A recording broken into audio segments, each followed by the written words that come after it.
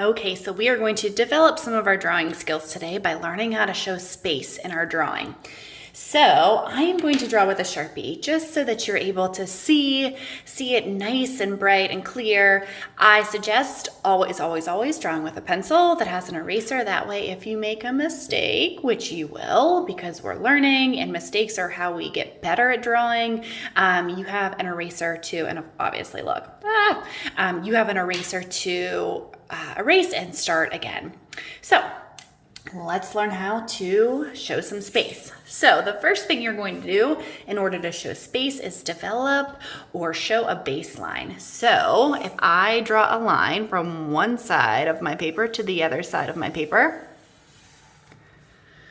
this, if I'm outside, becomes the horizon line, it's called. So now you can already kind of tell that anything below, right, I've divided my paper into two. Anything below is going to become ground. If I'm inside, this could be the floor. If I'm outside, anything above this line is sky. Or anything above this line, if I'm inside, this would be a wall.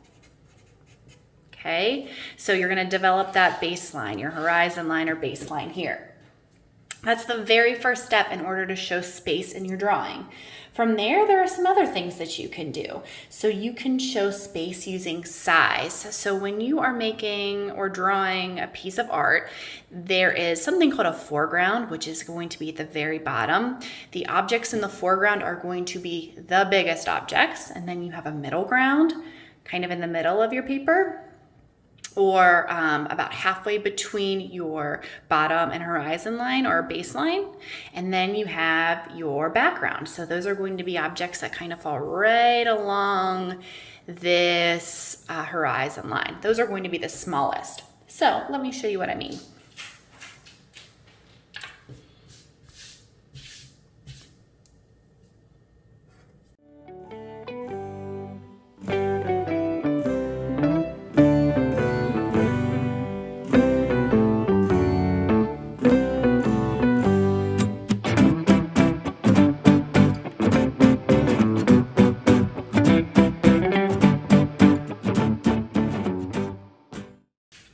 Okay, so we have down here in my foreground, the largest objects, right? Flowers are typically not bigger than houses.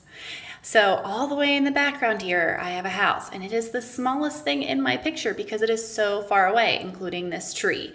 And you'll notice the same thing up here in the sky. The clouds get smaller and smaller and smaller the closer they get to this baseline.